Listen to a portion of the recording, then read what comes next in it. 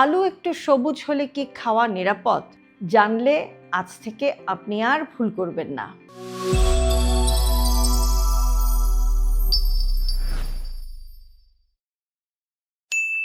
আপনি কি কখনো দেখেছেন আলুর খোসা বা ভেতরটা একটু সবুজ?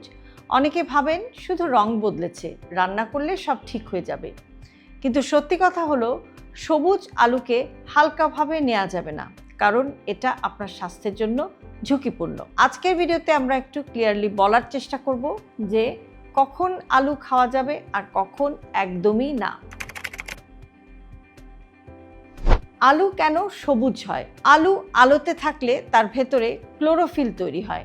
একই সাথে বাড়ে সোলানিন নামের এক ধরনের বিষাক্ত পদার্থ। সবুজ রং নিজে ক্ষতিকর না, কিন্তু সোলানিন আপনার স্বাস্থ্যের জন্য ক্ষতিকর।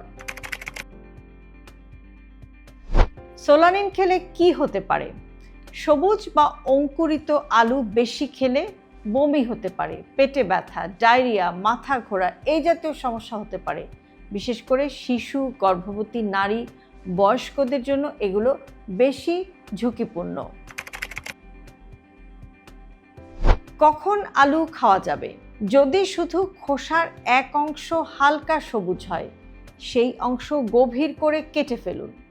অঙ্কুর বা চোখ থাকলে চোখসহ চারপাশ ভালো করে কেটে ফেলুন এবং রান্না করার আগে খুব ভালোভাবে ধুয়ে নিন। কিন্তু মনে রাখবেন, রান্না করলে সোলানিন কিন্তু পুরোপুরি নষ্ট হয় না।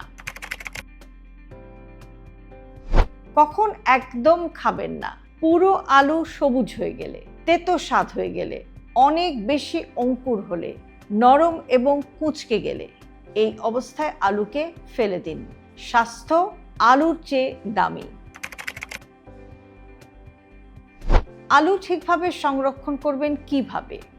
অন্ধকারে এবং ঠান্ডা জায়গায় রাখুন। সরাসরি আলোতে নয়, ফ্রিজে না, পলিথিনে বন্ধ করেও না।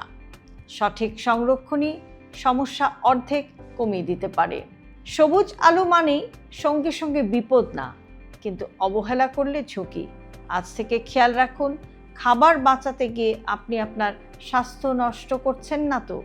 কমেন্টে লিখুন, আপনি কি আগে সবুজ আলু খেয়েছেন? ভিডিওটি ভালো লাগলে লাইক দিন, শেয়ার করুন পরিবারের জন্য। সুস্থ থাকুন, সচেতন থাকুন, আমাদের সাথেই থাকুন।